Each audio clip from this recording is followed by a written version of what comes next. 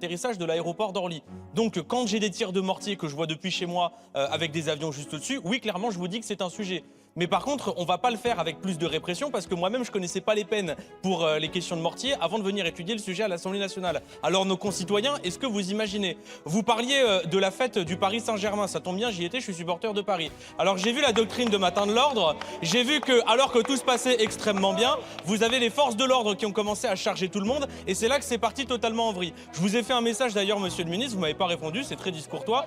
Par contre, j'étais aussi à la fête de la musique et étonnamment, à la fête de la musique, ça s'est très bien passé. Pourquoi? Parce que la doctrine de maintien de l'ordre n'était pas la même. Et vous parlez des révoltes dans les quartiers populaires dans lesquels il y a de l'usage de mortier. Alors peut-être que la solution, c'est pas de s'en prendre au mortier, mais aux causes qui causent ces révoltes, c'est-à-dire qu'il y a des policiers qui tuent des gamins dans les quartiers populaires, que le gouvernement les soutient, que ça a créé de la colère et c'est pas votre loi sur le permis de tuer qui va arranger nos affaires. Enfin, la plupart de ces mortiers sont commandés sur Internet. Vos fermetures administratives ne vont absolument rien y changer. Donc je reprends la chose depuis le début. Les Français attendent de nous qu'on agisse concrètement sur leur vie. On parle de sujets qui ne vont rien changer puisque de toute façon vos lois n'ont aucun effet concret. Alors pourquoi est-ce que ça passe? Parce que 76% des lois que vous votez avec le Rassemblement national depuis la dernière élection législative sont des lois d'inflation pénale. Et donc on a une alliance macro-lepéniste qui nous fait perdre du temps, dont on aurait bien...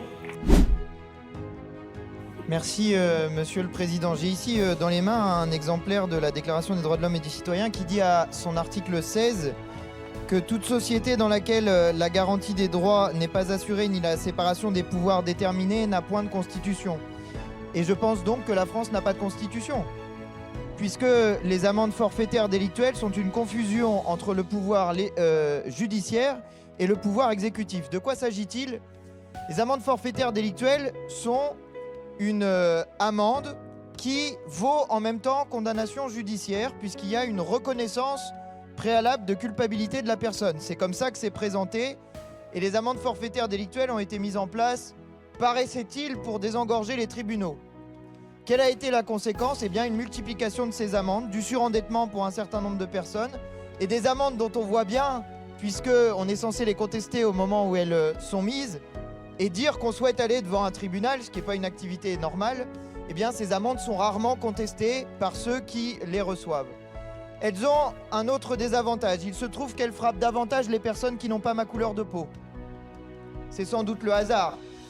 Ou bien il y a un problème structurel, un racisme systémique qui existe dans la société et qui s'exprime de manière particulière lors des activités policières de mise de ces amendes. Merci, Monsieur le Président. Alors, plusieurs choses à dire à ce moment du débat. Ça a été dit par Monsieur Taverne juste avant. La réalité, c'est que l'essentiel de la problématique réside dans la vente en ligne. Et 100% de ce problème n'est pas couvert par l'article que réintroduit le gouvernement. C'est quand même assez extraordinaire. Tout le monde tombe d'accord pour dire que c'est ça le problème et rien. Et rien. Par contre, pour faire de la gesticulation, dire qu'on a des AFD, des fermetures administratives, là, il y a du monde. D'ailleurs, sur les fermetures administratives, au passage, beaucoup de préfets font des fermetures administratives pour ceux qu'ils suspectent être des blanchisseuses, sans passer par le fondement de la loi narcotrafic, parce que c'est trop bancal juridiquement et que les interdictions administratives générales sont souvent plus pertinentes et moins cassées par les juridictions administratives, notamment parce que le délai de la fermeture fait que le juge administratif regarde de beaucoup plus près les éléments qui sont avancés. Donc franchement, vos trucs de faire de la com là à 2 balles, ça va 5 minutes. Surtout qu'en plus, au-delà de la com à 2 balles, vous avez un monsieur Taverne, je reviens à monsieur Taverne, ce qu'il a dit tout à l'heure.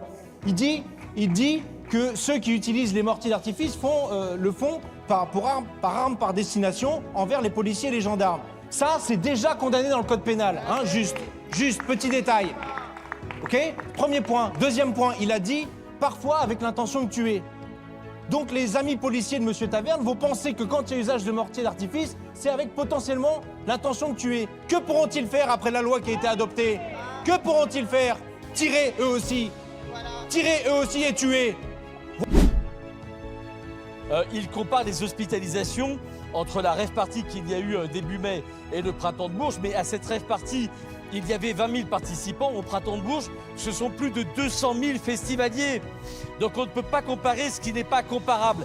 Et en l'occurrence, le printemps de Bourges, c'est organisé, c'est déclaré, c'est encadré, c'est sécurisé. Il y a de la prévention, alors que dans la rave party, qui était illégale, il y a eu une pénétration illégale sur un terrain militaire, il y a eu dégradation d'exploitation agricole, il y a eu mise en danger, et nos collègues écologistes devraient y être sensibles, des animaux d'élevage parce que les terrains ont été souillés et donc il y a un risque d'ingestion des choses qui ont été laissées dans les champs. Et enfin, il y a eu mise en danger de la vie d'autrui parce que ce que vous ne dites pas, c'est que dans ces rave-parties illégales, ça repose sur l'économie de quoi? Sur l'économie de la drogue. Et donc ceux qui ont été hospitalisés, ce sont les consommateurs de drogue. Et d'ailleurs, il n'est pas tout à fait étonnant que les principaux orateurs de la France insoumise aient été les représentants de la supply chain de cette économie, à la fois les revendeurs et les consommateurs, parce que vous incarnez ces dérives-là, monsieur. Les insultes racistes explosent sur les réseaux sociaux. Les délinquants du Rassemblement national jubilent. Monsieur Chenu saluait la victoire ce matin sur les ondes. Je le cite. « Hier, nous avons fait adopter la présomption de légitime défense pour les forces de l'ordre. Ça figurait dans notre programme et dans notre niche. Les macronistes ont fini par plier et voter ce qui figurait dans notre programme. Nos idées gagnent du terrain. On a les hommages que l'on mérite. » Un homme sur un plateau télévisé en 2022 disait pourtant la chose suivante sur cette proposition. Absolument, absolument non. Je pense que c'est une proposition démagogique et que c'est une vision à l'américaine de Madame Le Pen. Elle veut répondre à la violence par la violence. Et ça, c'est la guerre de tous contre tous. Elle met en danger gravement les policiers et les gendarmes. C'était bien vous, Monsieur le Ministre. J'en conclus, 4 ans après cette déclaration, qu'il est à présent recommandé de mettre en danger les policiers et les gendarmes. Votre parole ne vaut donc rien. Faut-il rappeler dans l'histoire récente, pêle-mêle, la loi Taubira, promulguée à grand renfort de communication le 15 août 2014 à Toulon, lors des commémorations du débarquement de Provence, par le président Hollande pour supprimer, dans un curieux mélange des genres, les peines planchées prétendument inefficaces. Faut-il rappeler encore la loi du 23 mars 2019, entrée en vigueur le 24 mars 2020 en plein Covid, portée par le Premier ministre Édouard Philippe, faisant interdiction aux tribunaux correctionnels de prononcer de courtes peines d'emprisonnement de moins d'1 mois. Faut-il encore rappeler le refrain, je cite, du « sentiment d'insécurité de l'ordre du fantasme » entonné par Éric Dupond-Moretti pour occulter la réalité dérangeante. Faut-il encore rappeler en 2016 les promesses non tenues de construction de 33 nouvelles prisons du Premier ministre Manuel Valls. D'aucuns avaient réclamé en 1995 un droit d'inventaire sur les 2 septennats écoulés. Nous sommes aujourd'hui les héritiers de 4 décennies d'aveuglement, d'idéologie, de déni et d'absence de courage politique, de gouvernements qui ont feint d'ignorer la réalité, réalité dont les Français ont en revanche pris la mesure de la gravité. Restaurer l'autorité de l'État, contrôler l'immigration, faire exécuter les sanctions pénales, augmenter le nombre de places de prison, voilà les chantiers que le Rassemblement national mettra en œuvre en 2027 dans un plan pour la justice global et cohérent. Oui, merci Madame la Présidente. Je profite de ce rebond puisque je n'ai pas pu le faire sur l'intervention précédente de notre collègue Coulon, me semble-t-il, de la France Insoumise, qui a sorti une accusation honteuse à l'égard de nos agriculteurs, il faut le rappeler, qui les a qualifiés d'empoisonneurs, de pollueurs. Je voudrais rappeler quand même, Monsieur Coulon, qu'on a l'agriculture la plus vertueuse au monde ici en France. Et on peut être très fier du travail quotidien de nos agriculteurs pour garantir la souveraineté agricole française et éviter, comme vous le voudriez, d'importer des produits pourris qui viennent du bout du monde. En fait, vous vous faites ce soir, encore une fois de plus, les défenseurs des délinquants, les défenseurs des punks à chiens qui se droguent, qui occasionnent des violences policières, qui ruinent nos exploitations agricoles et qui occasionnent des incendies dans nos territoires. Alors honte à vous, oui, parce que il faut bel et bien le dire, vous êtes les défenseurs des voyous, vous détestez nos agriculteurs, nous sommes les défenseurs des honnêtes gens, de la France du travail, de ceux qui garantissent quotidiennement notre souveraineté alimentaire. Monsieur Leaumont, monsieur le député. Pourquoi ? Parce que cet article délictualise enfin l'organisation de rave-parties illégales et sanctionne leur participation. 2 ans de prison, 30 000 € d'amende pour les organisateurs, 6 mois de prison, 7 500 € d'amende pour les participants, et puis enfin la confiscation systématique du matériel utilisé pour ces infractions. Et c'est indispensable parce que ces rave-parties, ça n'est pas des fêtes. Ce sont des bombes à retardement pour nos territoires, des bombes sonores avec des nuisances insupportables pendant 48 heures, 72 heures, parfois plus même, qui détruisent la tranquillité de nos villages et de nos villes. Des bombes agricoles avec des cultures qui sont piétinées, saccagées, des terres labourées par des centaines de participants, des milliers parfois, qui traversent les champs pour échapper au contrôle. Des bombes routières avec des piétons ivres, parfois sous l'emprise de stupéfiants, qui traversent les routes dans le noir et des conducteurs qui sont parfois dans le même état. Des bombes financières, enfin, avec la mobilisation de plusieurs centaines de gendarmes, de pompiers, de médecins qui sont mobilisés pour chaque événement, alors que nos forces de l'ordre ont déjà bien assez à faire avec la délinquance du quotidien. Alors non, ces rassemblements ne sont pas des manifestations culturelles, ce sont des troubles à l'ordre public.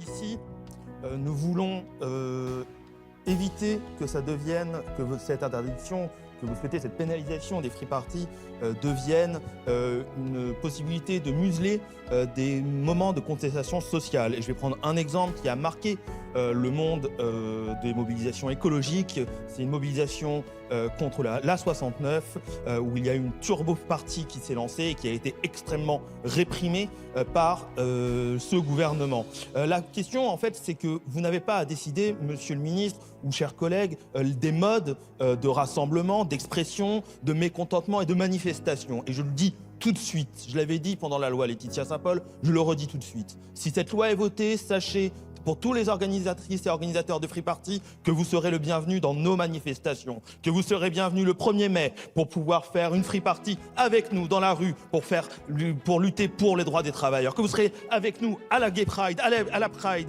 à la Marche des Fiertés pour pouvoir avoir du son, pour montrer qu'en effet cette culture LGBTI est aussi une culture de l'électro, celle que vous méprisez. Et ça permettra au moins d'avoir des espaces où des gens pourront se retrouver. Alors ça ne sera pas 20 000, ça ne sera pas 40 000. La dernière Pride, c'était 500 000 personnes. Ah, j'espère voir 500 000 personnes à Paris en train de danser sur la techno pour vous montrer que votre loi est complètement stupide. En attendant, ne choisissez pas pour nous nos modèles de lutte. Merci, monsieur le rapporteur. Je viens sur votre demande de rappel au règlement. Allez-y, monsieur Coulombe, sur la base de quel article ? Merci, monsieur le président. Je voudrais, moi, faire un petit rappel au règlement sur la base de l'article 4 de la Déclaration des droits de l'homme et du citoyen que vous venez de citer, monsieur le rapporteur, et dont vous avez donné une version erronée. Tout simplement erronée. Non, monsieur le rapporteur, la liberté ne s'arrête pas là où elle commence pour les autres et inversement. Le texte exact, c'est le suivant. La liberté consiste à pouvoir faire tout ce qui ne nuit pas à autrui. Merci. Là, pour le coup, sur les rave parties, bien sûr qu'il faut être beaucoup plus ferme et délictualiser tout ça, puisque l'Observatoire français des drogues et des tendances addictives et les services de police ont rédigé des rapports, puisque à l'extrême gauche, vous aimez bien les rapports. Ils disent quoi? Qu'ils retrouvent de l'ecstasy, du LDM, la cocaïne, le stupéfiant. C'est-à-dire que indirectement, vous nourrissez les organisations criminelles qui se font un blé pas possible sur les participants. Donc en fait, rien n'est respecté. La propriété d'autrui n'est pas respectée, puisque la plupart du temps, ils squattent des propriétés privées où on voit tout type de dégradation. Et croyez-moi que j'ai jamais participé à des rave parties, mais l'encadrement des rave parties, contrairement à vous, moi je sais ce que c'est. Des violences sur les policiers, sur les gendarmes. Lors de barrages, il y a des perquisitions, il y a aussi des contrôles de coffres où on peut retrouver tout type d'armes, comme à Sainte-Soline par exemple, des 4 tonnes de pierre, des matraques, des poignards, des machettes, etc. Donc ça, c'est la vraie vie concernant les rave parties. Donc Légiférer, c'est choisir le courage du compromis. Mais pour la France insoumise, la politique se résume au bouton du rejet. Nous connaissons maintenant par cœur votre ligne de défense. Vous hurlerez au manque de moyens, mais vous feignez l'amnésie avec un aplomb qui force l'admiration. Vous oubliez que notre hausse historique de 60% du budget depuis 2017 a dû réparer l'état de clochardisation dans lequel la gauche avait laissé nos tribunaux. Le comble du cynisme, réclamer aujourd'hui les crédits que vous avez vous-même refusé de voter lors de la loi de programmation. Vous qui chérissez tant la Déclaration des droits de l'homme, relisez donc l'article 16.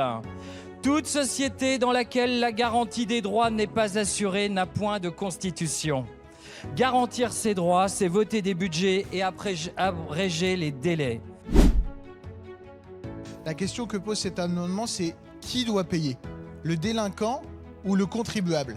Eh bien nous répondons au Rassemblement national que celui qui doit payer, c'est le délinquant. Et ce n'est pas aux contribuables des collectivités territoriales qui subissent chaque jour la délinquance, notamment des rave-parties illégales, comme c'est le cas parfois dans des petites communes, dans des campagnes françaises, où les gens voient la vie d'un week-end pourri par de la musique, sur une déclaration illégale ou une déclaration d'ailleurs qui n'a jamais lieu en préfecture. Nous considérons que les communes doivent être incluses dans les frais de remboursement.